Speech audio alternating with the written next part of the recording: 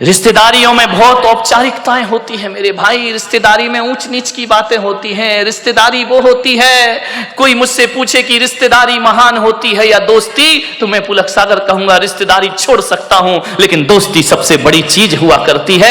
दोस्ती में कुछ ऊंच नीच नहीं होता है। दोस्ती में, रिश्तेदारी में तो रिश्तेदारों से संभल संभल के बोलना पड़ता है। हमको पूछा नहीं, हमारा सम्मान नहीं किया, ये रिश्तेदारियों के लफड़े हैं। हम उनके घर गए, हमें पानी को नहीं पूछा। दोस्त ऐसा कभी नहीं कहता है मेरे भाई, दोस्त के मन में ये बातें कभी नहीं आती हैं। रिश्तेदार में बहुत सी रिश्तेदारी निभाना पड़ती है, दोस्ती निभाना नहीं पड़ती। दोस्ती तो जीना पड़ती है, आनंद के साथ दोस्ती जी जाती है मेरे भाई। रिश्तेदार शिकायत से भरे होते हैं।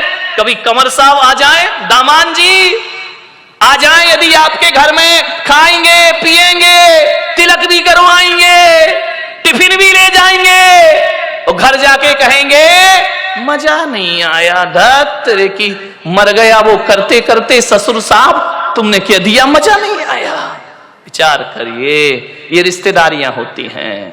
और दोस्ती तो वो होती है, यदि दोस्ती का आनंद लेना है तो नारायण कृष्ण सुदामा के चिवड़े का आनंद लिया करते हैं, जो 56 भोगों में आनंद नहीं आया करता है। दोस्ती बड़ी आनंद प्रदायक होती है। आपसे एक निवेदन है,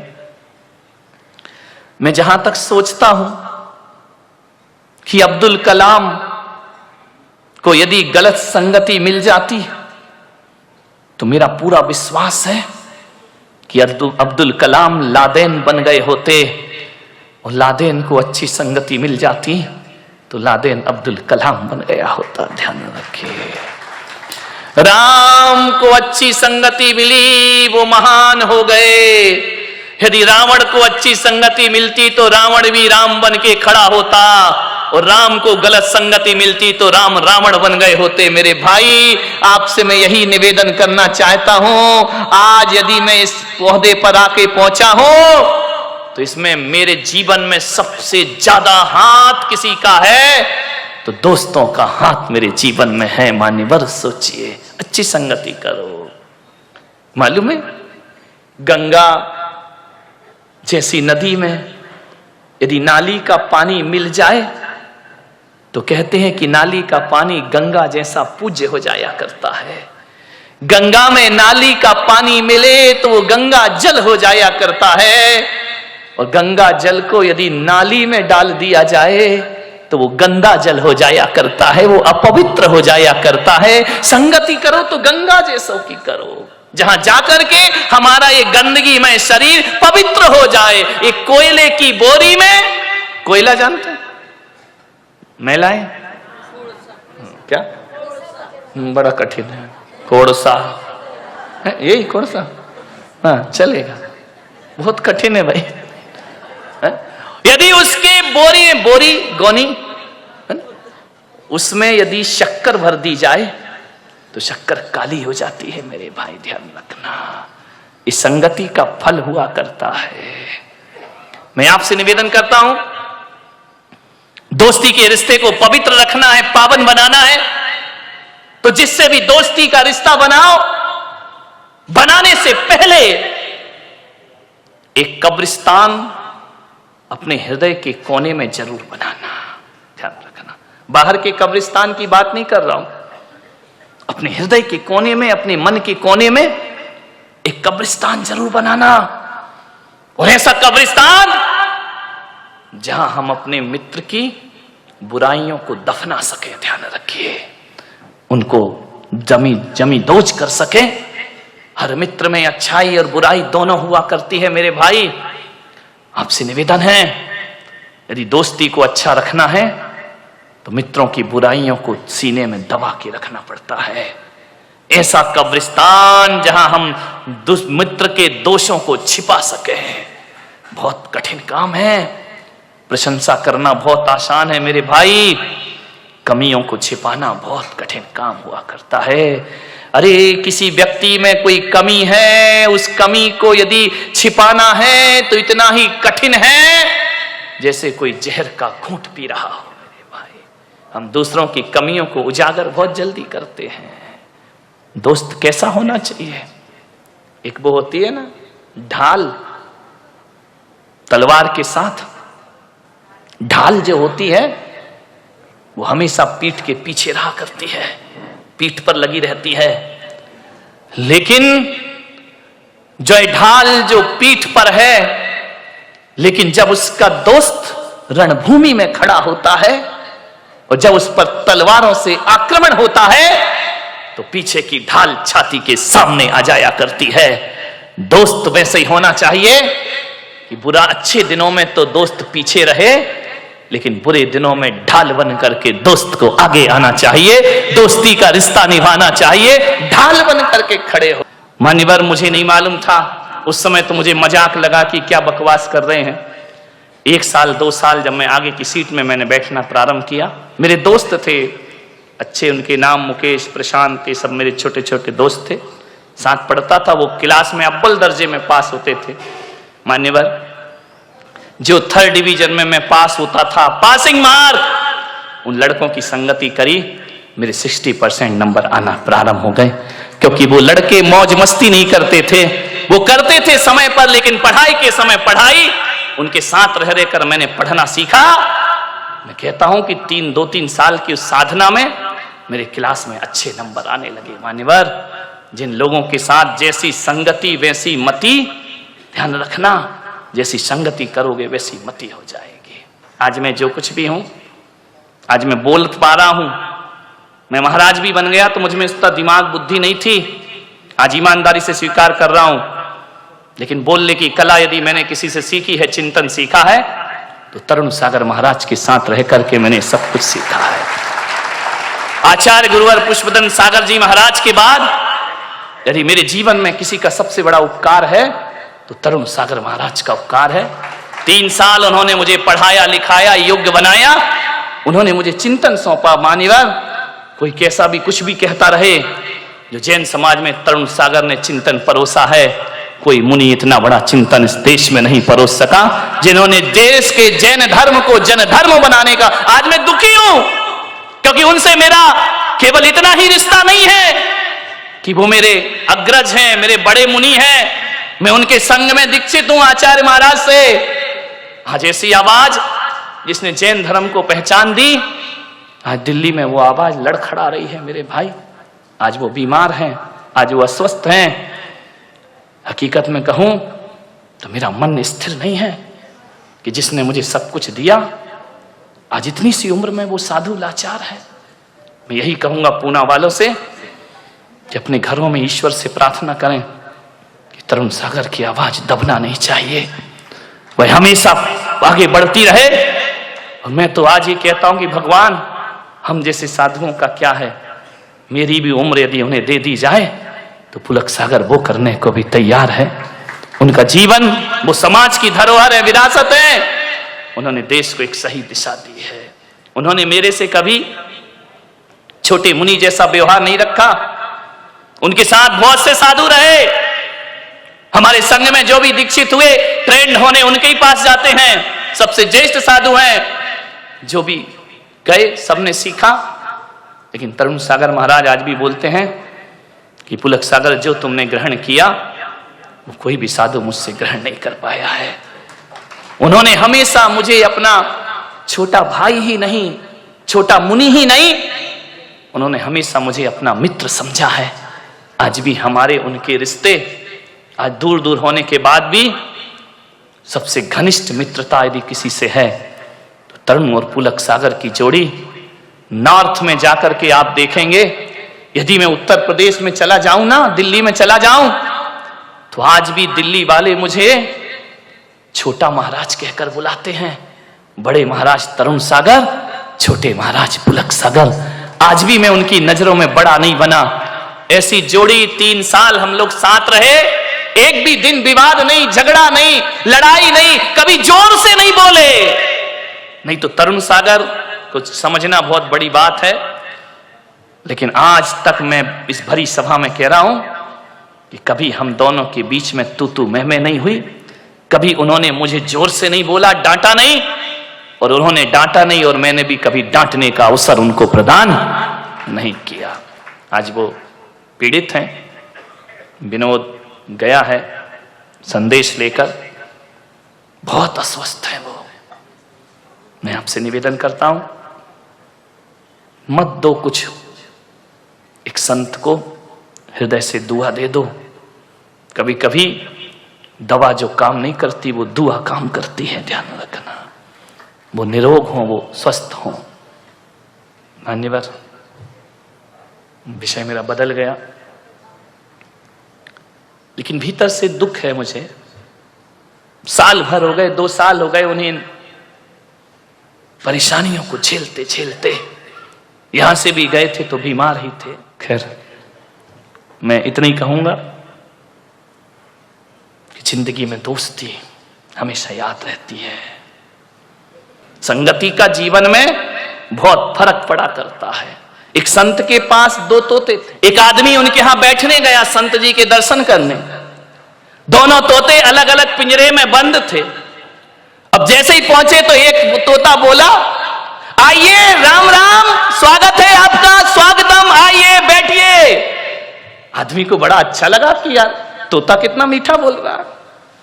जय जिनेन्द्र, राम राम, आइए भाई साहब बैठिए, अतिथि देवो भव, आपका स्वागत है, आपका सम्मान है। इतना सुकून मिला उसको। वो मुड़ा थोड़ा सा दूसरे तोते की तरफ। दूसरा तोते ने इतनी गालियां बकी, इतनी गालियां बकी, मारो, काटो, पीटो, पकड़ो, लूटो। अरे उसने कहा कि संत जी क्या मामला है? एक तोता गालियों पे गालियां बक रहा है और एक तोता आइए स्वागतम बड़ा मीठा शब्द बोल रहा है। संत ने कहा, मैंने इन तोतों से कुछ जिंदगी का पाठ पढ़ा है। बोले क्या पाठ पढ़ा है? बोले जब ये तोते पैदा हुए थे, एक तोता मैंने डाकू के घर भेज दिया था और एक तोता मैंने साधु के घर भेज दिया था। अरे जो साधु का तोता था वो कहता था राम राम तुम्हारा स्वागत है, और जो डाकू के घर पला है वो कहता है मारो, काटो, पकड़ो और लूटो। ये संगति का फल है। तोता तो एक ही है ना, किस घर में पड़ा है? एक बात याद रखना, भीलनी के घर में पड़ा हुआ चंदन तिलक लगाने के काम नहीं आता, चूल्हे में जला करके रोटियां बनाया करती है। ध्यान रखना, भीलनी के घर में रखा हुआ हीरे का टुकड़ा आभूषण नहीं बनता है, वो पैर घिसने के काम आया करता। कहां पड़े हो आप? चंदन पड़ा चमार घर, ध्यान रखिए। नित नित कूटे चाम।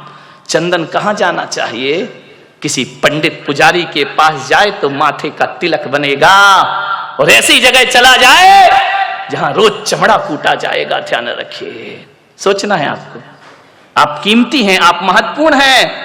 दोस्ती को ध्यान में रखिए, किसके साथ आपका उठना बैठना है। एक बात याद रखना, मैं खाने में बैठकर दूध पीना खराब है।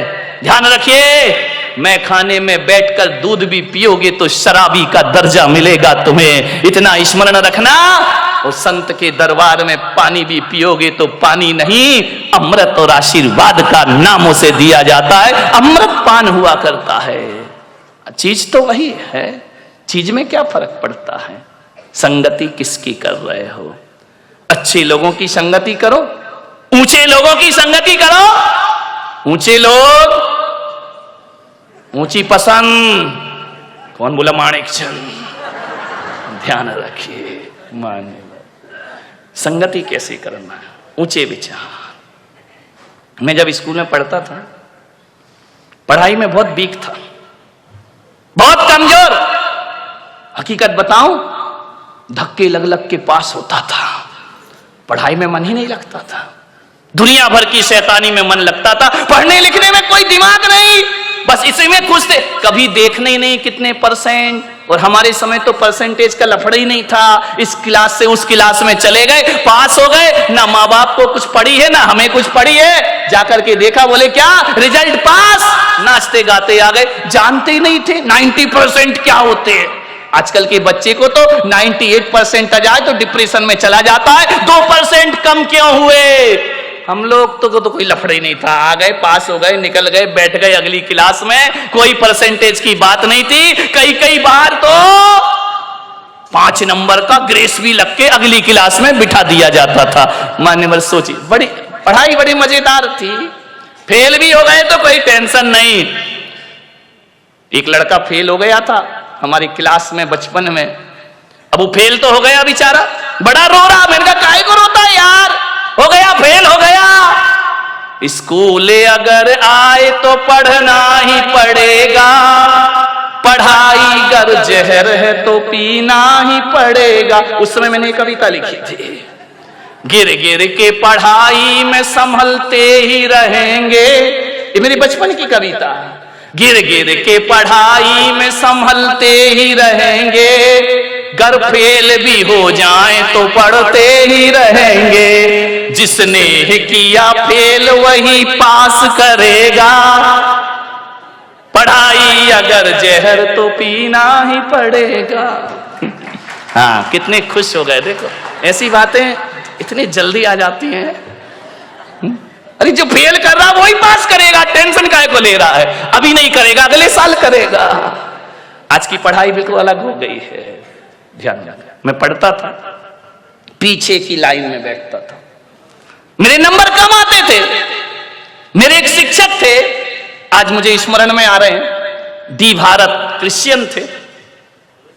वो मुझे बहुत प्यार करते थे बचपन में। वृद्ध थे, रिटायर्ड होने के बाद भी वो स्कूल पढ़ाते थे कि मैं सरकार की पेंशन जो मिलती है ना, ये फ्री में नहीं खाऊंगा, जब तक हाथ पैर चल रहे हैं स्कूल रोज आऊंगा। ऐसे वह शिक्षक थे। उन्होंने एक दिन मुझे बुलाया कि इधर आओ, तुम देखने में तो बड़े अच्छे हो। उस समय तो मैं अच्छा ही था, क्यों अभी गड़बड़ लग रहा हूं क्या? ध्यान रखिए। उन्होंने कहा इधर आओ, तुम पढ़ते लिखते क्यों नहीं? मैंने कहा पढ़ता तो दिमाग में कुछ नहीं चढ़ता है। बोले नहीं चढ़ेगा। मालूम है मेरी संगति खराब थी, गलत लोगों के साथ पीछे की सीट में बैठता था, मस्ती करना, टीचर पढ़ा रहा है एक दूसरे की छेड़छाड़ करना, टीचरों के नाम रखना उल्टे सीधे। अब स्कूलों में तो यही होता है, और क्या करोगे? उनको चिढ़ाना, उनकी नकल करना, वो चले गए तो ब्लैक बोर्ड में उनका चित्र बनाना, चित्र बना रहे सर का बन गया बंदर का। बड़ी आफत होती थी। उन्होंने कहा इधर आओ, देखने में बड़े अच्छे हो लेकिन काम तुम्हारे बहुत गड़बड़ है, पढ़ाई में आगे बढ़ो। मैंने कहा मैं नहीं लगता मन। स्कूल क्यों आते हो? माँ बाप भेजते हैं, आना तो मैं बिल्कुल नहीं चाहता हूं, लेकिन अब भेजते हैं तो भेजते, मैं करूं क्या? उन्होंने कहा इधर आओ, तुम्हारा पढ़ने में मन लगेगा। मैं 8th क्लास तक बहुत घटिया नंबर से पास होता था, बड़ी मुश्किल से। उन्होंने मुझे कहा आज से मेरा आदेश है, तुम पीछे की सीट में नहीं आगे की सीट में आकर के बैठोगे। पीछे की सीट पे वही बैठता है जो पढ़ाई से जी चुराता है, जो क्लास में मस्ती करना जानता है। ये आगे की सीट में जितने लड़के बैठे सब इंटेलिजेंट बच्चे हैं। और बेटा मैं कहता हूं आज से होशियार बच्चों के साथ रहो, तुम्हारा सोच बदलेगा, तुम्हारा चिंतन बदलेगा। बड़े होने के बाद ऐसा क्या हो जाता है कि एक दूसरे से बोलने को तैयार नहीं होते हो, एक दूसरे एक छत और एक चार दीवार के नीचे रह नहीं पाते हो। ऐसा क्यों होता है और कब होता है? कोई पुरुष मुझे बता दे तो मैं सोचूंगा कि मुझे अब प्रवचन की जरूरत नहीं है। ऐसा जीवन में कौन सा मोड़ आता है, कौन सी गली आ जाती है, कौन सा समय ऐसा आ जाता है जहां दो भाई आपस में साथ नहीं रह सकते हैं। गुरुदेव के चरणों में नमोस्तु। गुरुदेव, पहले एक ही राशन कार्ड में पूरे परिवार का नाम होता है, बड़ा होकर शादी हो जाती है, घर वाले उनका अलग अलग राशन कार्ड बना देते हैं, पीढ़ी दर पीढ़ी वही चलता है। पहले परिवार में माँ बाप बेटे वो प्रवचन मत कर, उसके बाद बच्चे वाइफ, उसके बच्चे, वो परिवार बन जाता है। नहीं नहीं, जो सही बात है वो तू बता नहीं रहा है, बैठ जा। कोई बताइए दो भाई भाई अलग क्यों हो जाते हैं? ऐसा नहीं है कि उनका कहा सुनी नहीं होती थी पहले, ऐसा नहीं है कि एक दूसरे की बातें नहीं काटते थे, सब कुछ करते थे, फिर भी एक छत के नीचे रहते थे। ऐसा कौन सा मोड़ जिंदगी में आता है दो भाई अलग हो जाते हैं?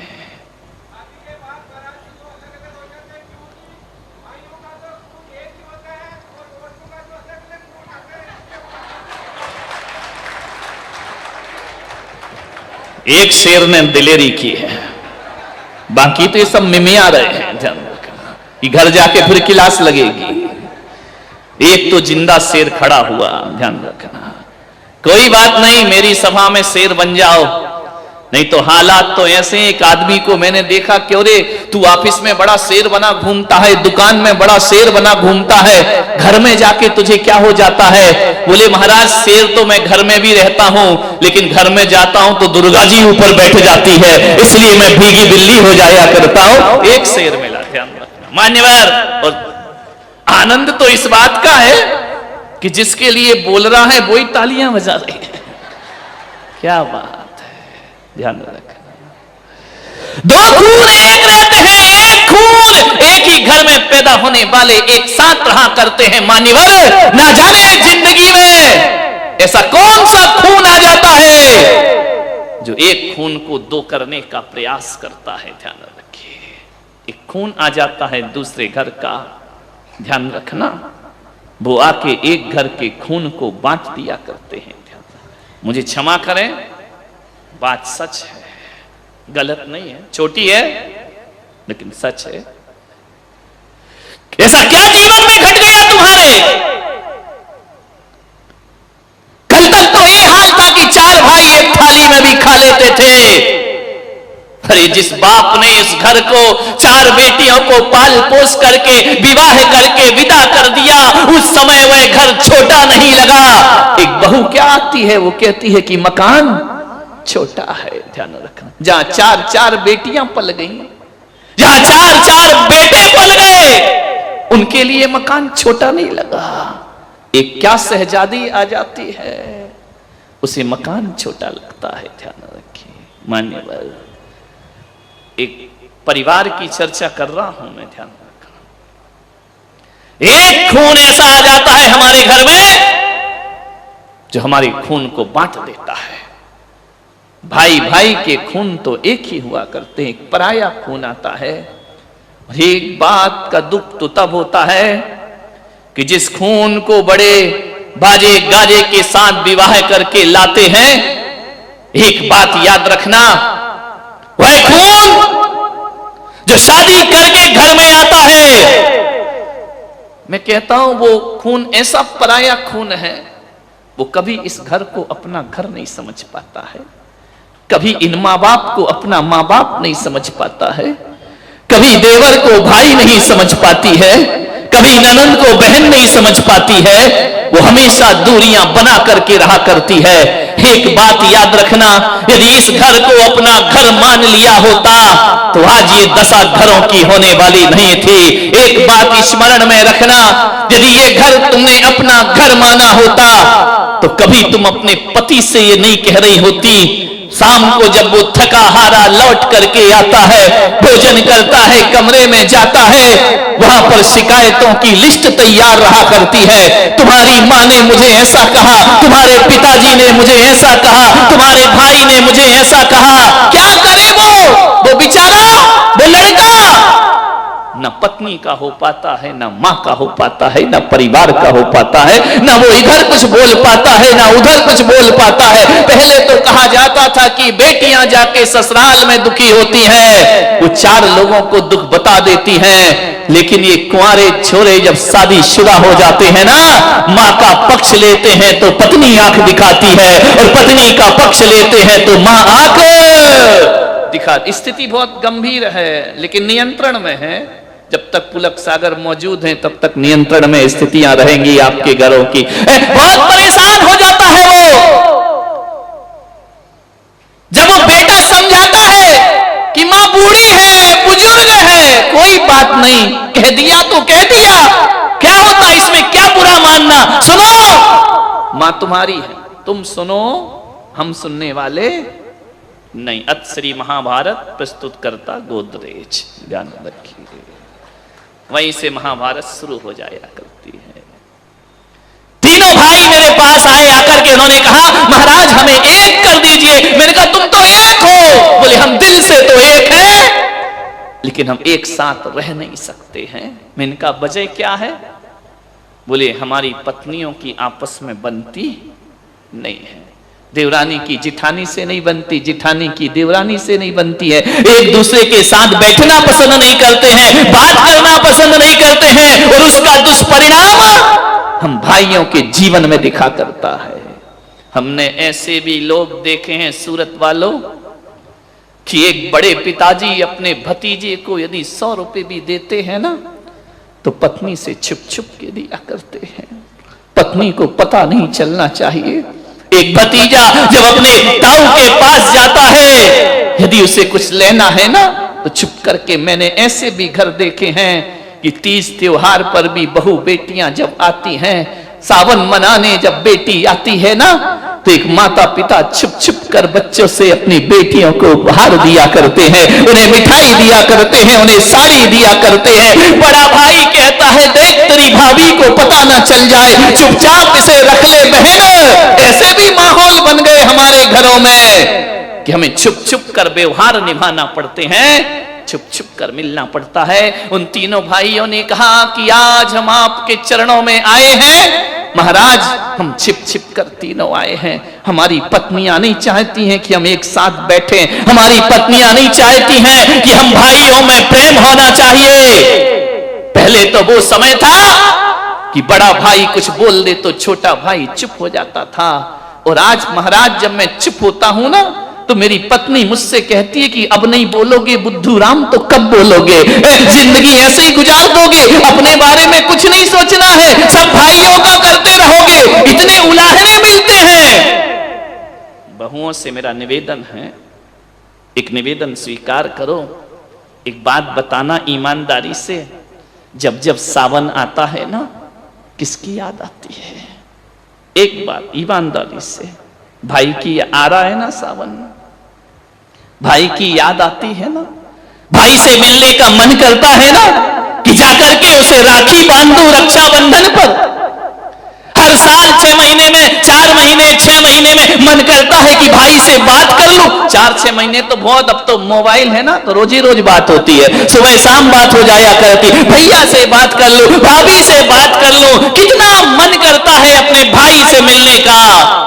देवियों जरा इतना बता दो, जब दूर पीहर में तुम्हारा भाई रहता है, हर त्योहार में मिलने का मन करता है, भाई से बात करने का मन करता है, उसे उपहार देने का मन करता है, तो एक बात इतनी तो बता दो, इनका भी तो भाई है, कोई दुश्मन नहीं है, इनका भी तो मन करता होगा अपने भाई से मिलने का, इनका भी तो दिल करता होगा अपने भाई से मिलने का। अरे जैसे तुम्हारा भाई है वैसे इनका भी भाई हुआ करता है। नफरत के बीज मत बोइए। किसी घर को स्वर्ग बनाना है, मंदिर बनाना है, एक बात रखना, जो घरों का बंटवारा करती है वो बहू होती है, और जो घरों को एक करती है वो बहू रानी हुआ करती है। उसे ग्रह लक्ष्मी कह करके बुलाया